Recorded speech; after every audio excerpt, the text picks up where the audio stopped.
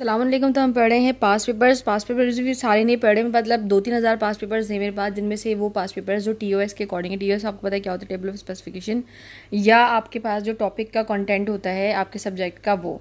अच्छा, सब्जेक्ट का content internationally पूरी दुनिया में डीपीटी का जो है वो सेम है, फार्मा का क्या सारा ही सेम है।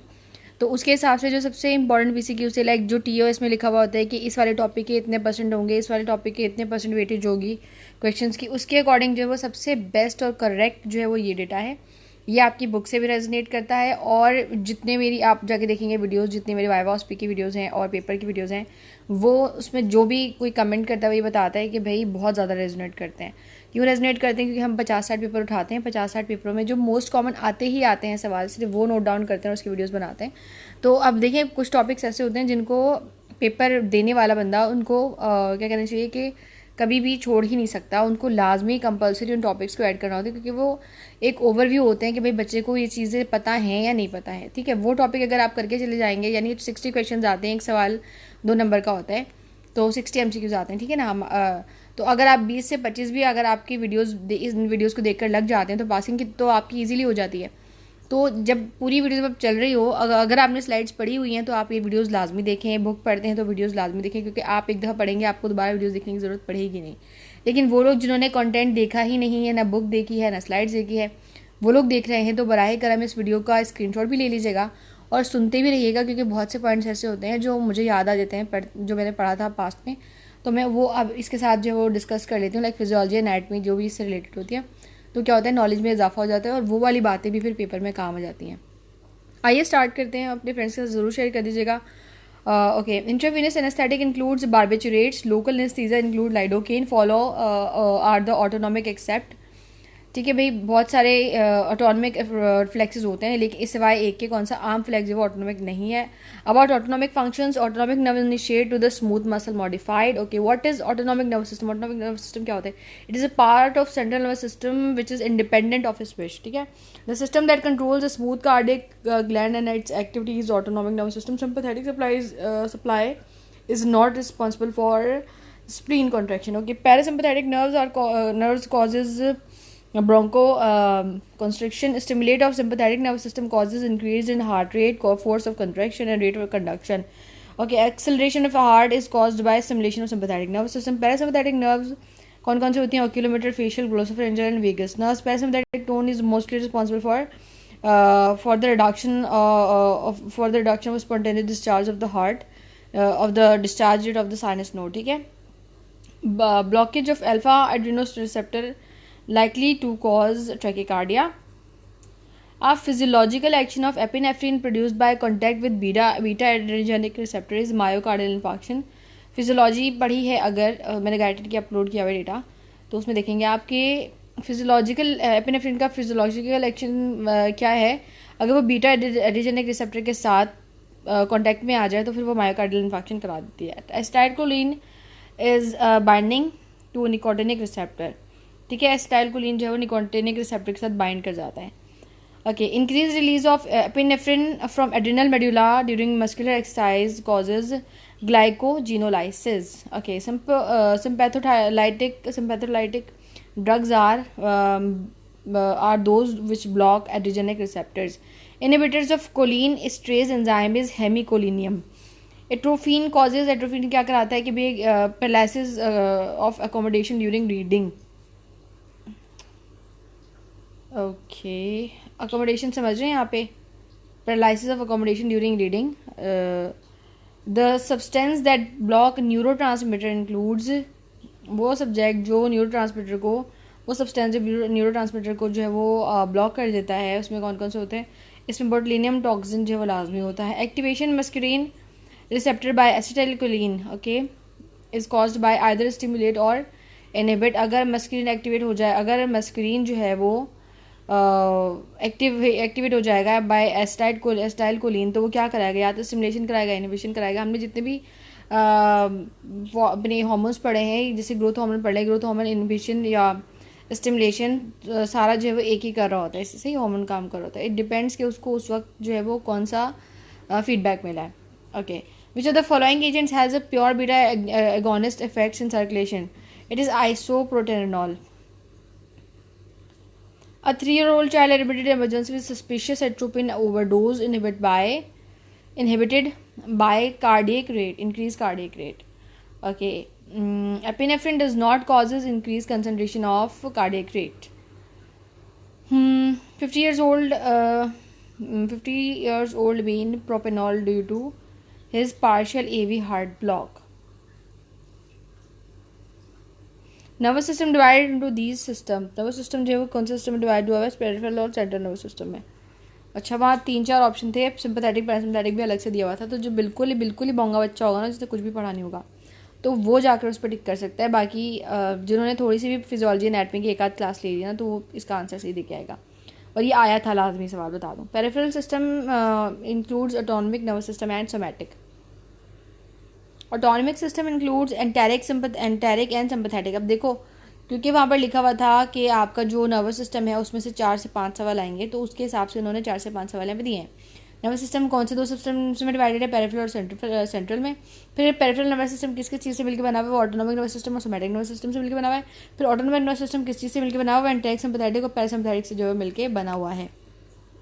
Okay. Renin secretion increase by beta 1. Sympathetic system includes what? Short preganglionic and long postganglionic. Okay. Parasympathetic includes long preganglionic and short postganglionic. Sympathetic में short preganglionic होते हैं और parasympathetic में long preganglionic होते हैं. समझ में आई ना? जहाँ पर short pre, long post, long pre, short post, इतना सा याद रखिएगा. Okay. Sympathetic nerves originate from thoracic lumbar region of spinal cord, thoracolumbar. Okay. Sympathetic nervous system कहाँ से ओरिजिनेट होती है? थोरेकोलम्बर. कहाँ से ओरिजिनेट होती है? Okay. Parasympathetic nerves originate from sympathetic जो है वो कैरेनोसैक्रल से होती हैं, यानी from the brain and sacral area of the spinal cord. Okay. The neurotransmitter is present at neural connection of nerves. Sorry, this neurotransmitter is present at the neural connection of the nerve. It is acetylcholine. Acetylcholine inhibitor includes atropine,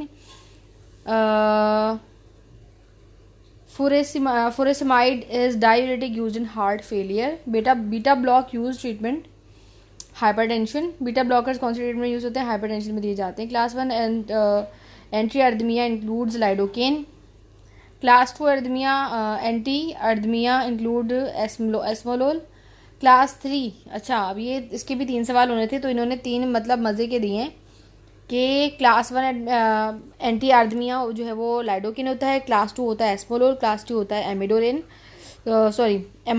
एमायोडेरोन, 4th होता है diltiazem. ठीक है, diltiazem. Organic nitrate anti anginal is nitroglycerin और digoxin is anti arrhythmic drug. अच्छा, अगर मैं words आगे पीछे बोलूँ या सही से नहीं बोल पाऊँ तो प्लीज़ उसको मुझे जो उससे जज मत कीजिएगा. पहली चीज़ ये कि इस टॉपिक को पढ़े हुए काफ़ी दिनों का. दूसरा ये कि जितने भी फार्मा के जो वर्ड्स हैं ना, वो सब टंग ट्विस्टर्स हैं. तो एक नॉर्मल बंदे के लिए एक साथ इतने सारे वर्ड इस तरीके से बोलना is not easy task. Okay, तो थैंक यू. ओके. डाइगॉक्सिन क्या था? ये था anti arrhythmic drug. Okay. If adaptive mechanism restore cardiac output it is known as concentrated heart failure. अगर एडेप्टिव मैकेनिज्म की जैसे कार्डियक आउटपुट जो रिस्टोर हो जाए तो उसको हम कहते हैं concentrated heart failure. Adaptive mechanism का आपको कुछ समझ में आया? The people who do gym, वो जिम करते हैं ना, तो जब वो क्या करते हैं, रनिंग करते हैं ट्रेडमिल पे, जब वो कार्डियो करते हैं तो उनके हार्ट जो है वो चेंजेस को स्लोली जो है वो अडेप्ट करना शुरू कर देता है. तो उनके जो हार्ट के जो चैम्बर्स है और वॉल्स का जो साइज है वो थोड़ा सा चेंज होना शुरू हो जाता है. आहिस्ता आहिस्ता अडेप्शन होती है. तो जो हमारे पास जितने भी एथलीट्स होते हैं, रनर्स होते हैं, उनका हार्ट और एक MI वाला हार्ट देखेंगे ना, तो दोनों आपको सेम लगेंगे. अब उसमें क्या ऐसे चेंजेस होते हैं कि वो सडनली बर्स्ट होकर फटा होता है MI वाला, और जो दूसरा वाला होता है उसमें जो वो स्लोली जो वो चेंजेस आए हुए होते हैं. तो जो फाइबर्स होती हैं ना, वो ऐसे लगता नहीं है कि अभी भी बर्स्ट हुई है, हो सकता है एडेप्टिव चेंज है, था ही ऐसा हार्ट. तो अगर कभी ऐसा हो जाए कि आपकी बॉडी ने चेंजेस अडेप्ट किए हुए हैं हार्ट ने, बट उसके बावजूद भी आप सीवियर लेवल पर चले जाएँ उस एक्टिविटी को परफॉर्म करने के लिए, और उस टाइम पे एडेप्टिव मैकेनिज्म होने के बावजूद भी अगर आपको जो है वो हार्ट फेलियर हो जाए, तो हम उसको कहते हैं concentrated heart failure. Okay, hope कि आपको समझ में आया होगा। ओके, आंसर कीजिए। अभी देखो इसमें ना तीनों ऑप्शन नहीं काटे हैं, अब आप देखोगे तो आप बोलोगे कि हाँ सही किया था, एक ऑप्शन रखा था।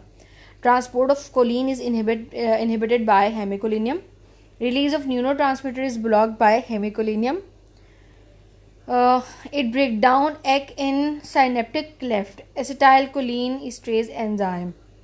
ठीक है, ये एसिटाइलकोलिन को सिनेप्टिक क्लेफ्ट के अंदर ही ब्रेक डाउन कर देता है। क्या? Acetylcholine esterase enzyme. Cholinergic receptor include muscarine and nicotine. Carbachol is क्या? कार्बाकोल क्या है? It's a muscarine only. Tonic bladder is treated by carbachol. Carbachol is used for glaucoma treatment. Pilocarpine is used in both open angle and closed angle glaucoma. Okay. Physostigmine block the following receptors: muscarine and nicotine. अच्छा, मैंने slide में पढ़ा था, मस्कुरिन पढ़ा था, ठीक है ना। तो आगे वाली स्लाइड में फिर मेरा निकोटीन आई गेस ओके था। हाँ, लेट मी एक मिनट को चेक करके बताती हूँ। एक सेकेंड जी, तो ये राइट ऑप्शन है, ठीक है। कौन सा वाला? Muscarine and nicotine. Okay, neostigmine and is an antidote for tubocurarine. Alzheimer's disease is treated by rivastigmine. This is acetylcholine esterase enzyme inhibitor. कौन सा? Ecothiopate. Okay, ecothiopate. And antimuscarine includes atropine. Ganglionic blockers include mecamylamine. Neuromuscular blockers include atracurium. COPD, chronic obstructive pulmonary disease, is treated with ipratropium. Motion sickness is treated by scopolamine. अच्छा, ये सवाल last की, मतलब जो आपके सवाल की तरतीब होती है ना, उसके लास्ट में शुरू में इजी सवाल देते हैं, फिर लास्ट के 20 सवाल इस तरीके के देते हैं। तो मतलब जिसने पढ़ा हुआ भी होता है ना, उसको 2-3 दफ़ा रिवीजन करनी पड़ती है। मोशन सिकनेस के लिए कौन सी मेडिसिन यूज़ होती है? It is scopolamine. और इसका था mydriasis is produced by cyclopentolate. Parkinson disease is treated by benstropone. Direct acting adrenergic includes albuterol, and indirect acting adrenergic agonist includes cocaine. Direct is albuterol and indirect is cocaine. Beta 1 produces tachycardia. Beta 2 produces uterine muscle relaxation. Alpha 1 causes sphincter muscle closure if bladder is increased by beta 2. Okay. Beta 1 causes dobutamine is selective agonist, ठीक है। मतलब beta 2 का selective agonist जो है वो dobutamine है। Okay, bronchospasm is treated by albuterol and ipratropium bromide. Propanolol is beta 1 and beta 2 selective antagonist था। मैं agonist लगा के आई थी ये चीज़, और मैं कह रही थी कि नहीं मेरा सही है। Skeletal muscle relaxants includes depolarizing and non-depolarizing। क्या था? skeletal muscle relaxants में क्या होता है? depolarizing और non-depolarizing दोनों होता है। skeletal muscle relaxant long acting non-depolarizing agents are tuberculins, and skeletal muscle relaxant intermediate non-acting depolarizing is, देखो इधर देखो, long acting है तो tuberculin है, और बाकी सारा क्वेश्चन सेम है। सिर्फ इंटरमीडिएट एक्टिंग है तो वो है रोक्यूरेरोनियम, ठीक है, रोक्यूरोनियम। तो ये थे हमारे सवाल। मैं समझती हूँ और मैं जानती हूँ, मैं मानती हूँ कि एक दफ़ा पढ़ के इसको याद करना is not easy, but the thing is कि हमें ये करना पड़ेगा। और ये जो सारे नाम वगैरह हैं, जब तक आप इसको अपने डेली रूटीन में यूज़ करना शुरू नहीं करेंगे तब तक ये आपको समझ में नहीं आएगा। मैं इस बात को तहे दिल से मानती हूँ और समझती हूँ कि मैंने जब इसकी स्लाइड्स भी पढ़ी और बुक भी पढ़ी, और बुक पढ़ने के एक हफ्ते बाद जब मैंने दोबारा वो चीज़ें खोली तो वो मुझे ऐसा लग रहा था मैंने कभी इसको पढ़ा ही नहीं है। तो ये बात यकीनन आपके साथ भी होती होगी। तो उसके लिए जो है वो हम ये करते हैं कि बुक्स पढ़ने के बाद फिर हम BCQs वगैरह की तरफ चले जाते हैं, ताकि जब एक वर्ड जब हम 2-3 दफ़ा यूज़ करेंगे तो हमें जो है फंबल भी नहीं करेंगे और ईजिली बोल भी देंगे। और ये भी पॉसिबल है कि हमारे दिमाग में कहीं ना कहीं वो जो सही आंसर है वो रह जाए, ठीक है। तो जितना मुझसे हो सका, जो मुझे कंटेंट मिल रहा है, मैं कोशिश कर रही हूँ कि आप तक पहुँच जाए। दुआ में याद रखिएगा, अपना ख्याल रखिएगा। अपने फ्रेंड्स के साथ जो है कंटेंट को प्लीज़ शेयर कर दिया कीजिए, क्योंकि हम जानते हैं कि जब आप परेशान होते हैं और आपको किसी पेपर में प्रॉब्लम आ रही होती है, आपके पास कंटेंट नहीं होता, तो कितनी तकलीफ होती है। तो बाकी ये वीडियो सब लोग देख सकते हैं, इंटरनेशनली, इंडिया से, पाकिस्तान से, बांग्लादेश से, सऊदी अरब, जहाँ से भी आप हैं, आप इस वीडियो को देख सकते हैं और इससे फ़ायदा उठा सकते हैं। अपने दोस्तों के साथ शेयर कीजिएगा, फ्रेंड्स के साथ, क्लास फेलोज़ के साथ। दुआ में याद रखिएगा, अपना ख्याल रखिएगा। अल्लाह हाफिज़, टेक केयर, स्टे ब्लेस्ड। और हाँ, आई बेट कि इसमें से 20 से 25 सवाल लाजमी लगेंगे जो पास पेपर्स हम कर रहे हैं। Okay, take care.